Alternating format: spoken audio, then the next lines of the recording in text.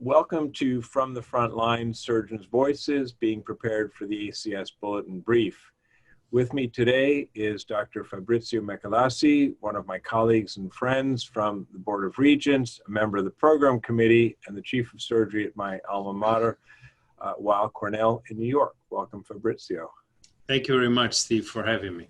A pleasure to have you again, this time on a happier note, rather than the COVID-19 surge at your hospital and in New York in general, instead to talk about a very exciting, innovative annual clinical congress. Perhaps you could share with us a little bit about how this program is structured, firstly, to help our residents, medical students, and fellows attend sessions. Absolutely. I think that the program committee has done a huge amount of work under the leadership of Henry Ford, as well as the support of Dr. Sachtiva, director of the educational division of the American College of Surgeons, to really face this new platform, a virtual platform, and to make sure that the program, therefore, speaks to everybody and it's easy for everybody to attend. And actually, to what you were speaking about, we gave a lot of consideration to the residents and the medical students program. And those two programs, together with the scientific forum, will take place on Saturday and Sunday, in recognition that residents and medical students may be otherwise occupied during weekdays. The other 3 days, Monday, Tuesday, and Wednesday, will be the traditional clinical congress with lectures, with panels, with meet the expert sessions. And as you probably know, this will be all on 6 simultaneous channels, going from 9 a.m. Central Standard Time until 5 p.m. We decided to start at 9 to give an easy start to the West Coast participants. And will be easy to surf these channels and go from one to another, going from one panel to a meet the expert session to a video sessions, what have you, without really leaving your desk. Much easier, in my opinion, than when we are at the clinical congress and we have to walk from one end to the other of the convention center. We frequently get late to the session, so we miss it completely, which adds to the frustration of a large meeting. Obviously, there will not be the same amount of camaraderie and meeting with friends and old friends, but there will be also occasion for this kind of camaraderies and social meetings during the days of the clinical congress. Perhaps you could expand upon that a little bit about how the social gatherings might be working during the clinical congress. Yeah, it is going to work in that several institutions, departments of surgery are hosting virtual meetings. The college is also hosting virtual meetings. Not to forget the opening ceremony on Monday morning and the convocations on Saturday night, Sunday night, I'm sorry. Not to forget those important pillars of the clinical congress. So although virtual, obviously, and imposed by the COVID pandemic, I think that the program committee and especially the staff of the Division of Education have done as much as possible to recreate the clinical congress as we know it. One of the other groups of people who might not in a regular year be able to take advantage of the offerings, the annual clinical congress, as much as we do as practicing surgeons in North America, are international colleagues. And although typically we do get a very, very good representation of surgeons around the world, what are some of the advantages in the construct of the program this year for our colleagues from elsewhere in the world? Well, the advantage is that the virtual 2020 Clinical Congress will be completely taped.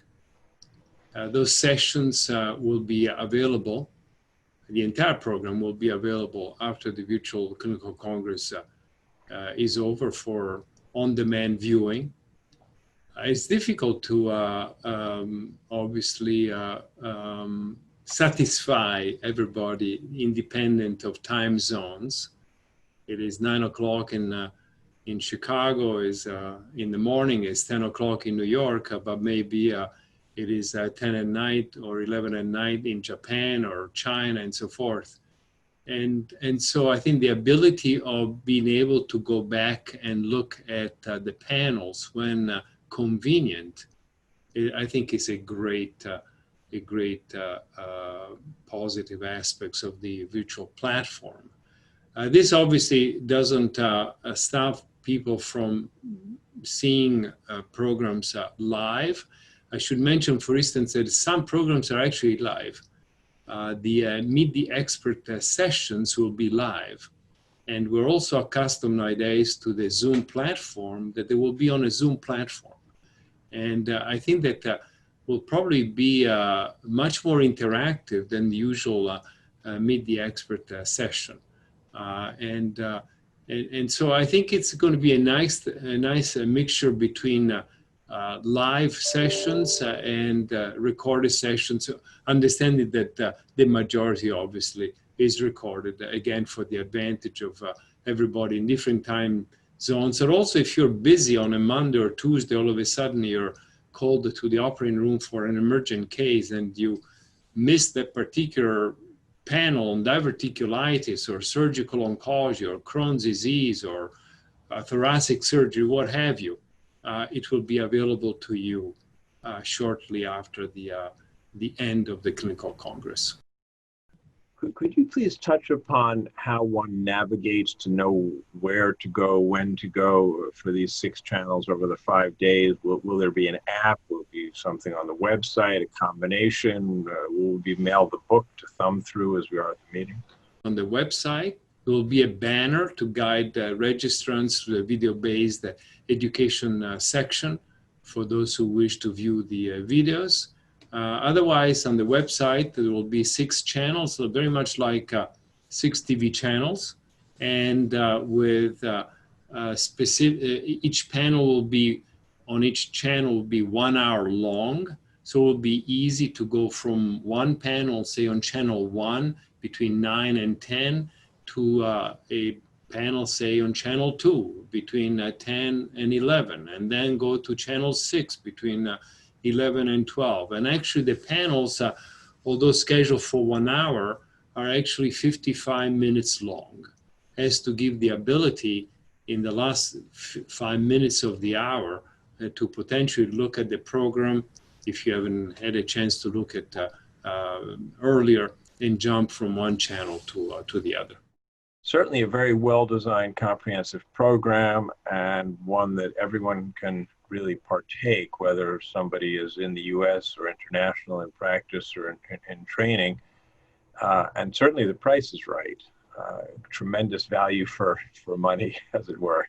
No, I think that the fact that the clinical congress is offered at no cost to the registrants is really in recognition of the financial challenges that all our fellows are facing here in the States and abroad due to the COVID pandemic. One more thing I want to mention that I didn't, there is obviously the opportunity to ask questions through the chat function of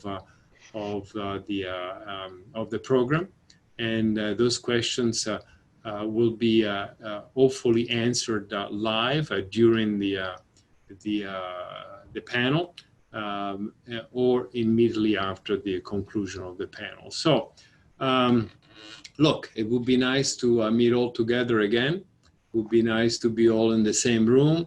There is a lot of camaraderie that goes with the clinical congress, seeing old friends, meeting new ones, and so forth. But it's not possible for health reasons. And I think we will discover some advantages of this virtual platform that we may in the future use. I know that the registration to to this clinical congress is much higher than usual because obviously of the virtual platform, and nobody has to make any plans to go and leave your work for 3, 4, 5 days and making all the arrangements and so forth. So there is an ease to use through the virtual platform that the in-person clinical congress has not given to us in years past. Thank you very much for sharing those thoughts with us, and thanks for all you've done with the program committee. I'm sorry that I won't be afforded the camaraderie of coming to the reception, but I'll look for you at the virtual reception. Thank you very much.